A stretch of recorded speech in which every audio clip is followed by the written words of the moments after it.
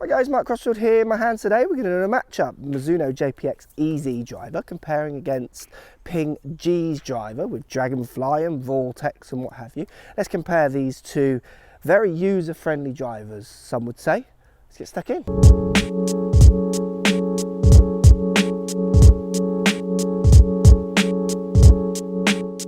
Right, so we've got the Ping G and the JPX EZ. Both of these drivers really aimed at people who want as much kind of help as you can get out of a driver. They're both going to try and boast high MOIs, if you like.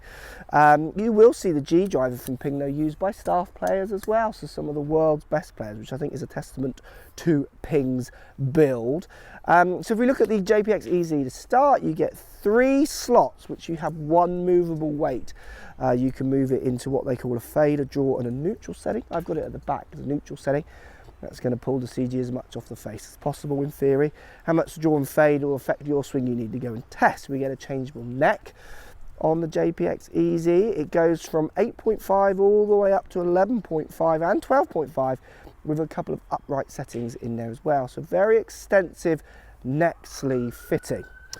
Ping G, you get Dragonfly technology on the top where they've removed weight from these sections. Got strengthening bars, if you like, all the help with trying to position that CG as far back and as low as they can get. You get the turbulators on top like you saw in the prior models, which I actually think frame the ball up very nicely. And you also get Vortex on the back as well now to try and help with the wake that's created at the back in the air as it cuts through. How much you buy into all that is up to you, but it looks pretty funky down by the ball. To be honest with you, both of these drivers do look quite nice.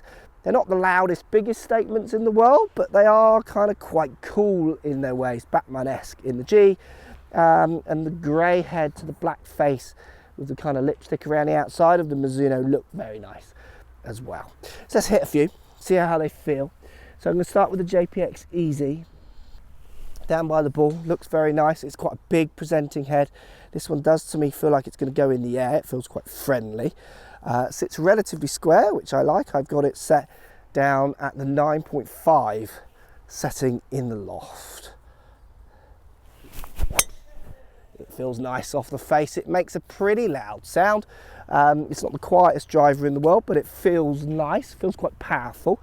Now I captured some real numbers with JPX as well, with both of these clubs. Now I was averaging 247, slightly shorter for me, this one. I have had it going out there further, but I was spinning it at 2.6, so my lowest one was 2.2, highest one spinning at 2.8, launching at 14.9, so I could have played with coming down maybe into the 8.5 degree loft to try and control some of that spin as well. This club for me does feel like a 2,500 revs kind of a club. So if you're someone who maybe is looking for not the lowest spin but very friendly club, this one is one for you to try. It's certainly not maxing out, particularly for me, even though when I hit it out here on the range, the flight and what have you looks good. The numbers just aren't optimum for me.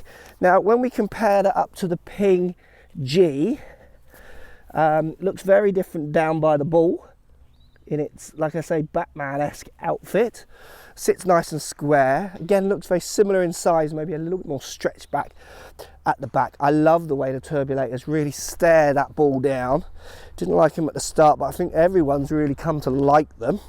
Off the face, the Ping G. Slightly louder. Good launch. Feels very nice. Makes a nice sound. And to me, Ping drivers, to be honest with you, they never feel like they're going to be that hard to hit. They always do feel relatively easy and relatively nice to get on with. And I think so many people pick them up and do feel the same way. And I call that at the bottom and that's still flying. I do like this. Now, if we look at the numbers as well, it was interesting. Now, you've got to remember, testing on each day, these are all tested on the same day, and my numbers do fluctuate subject to me. Exactly the same yardage, 247, so considerably shorter than my normal around 262 average carry, spinning around 2.9, getting a few in the 3,000s. Now, I had the loft set down at 9 degrees, which is normally where I get my best numbers out of this one. But I am finding with the new G series, I get my best numbers from the LS Tech rather than the standard G. I think for amateurs who are looking for the most friendly drivers they can get their hands on, these would be two that would be worth a try. I think if you're someone who struggles with a lot of spin, you might look towards going towards maybe the lower spinning options, which both companies have. Obviously you can play with weights of shafts, those kind of things, and certainly play with the launch, so through loft, through the changeable necks, or picking a different loft. Not bad numbers, not my best numbers by a long way. I think I could get more out of these clubs if I really wanted to, but I'm always looking to get that spin nearer 2,000.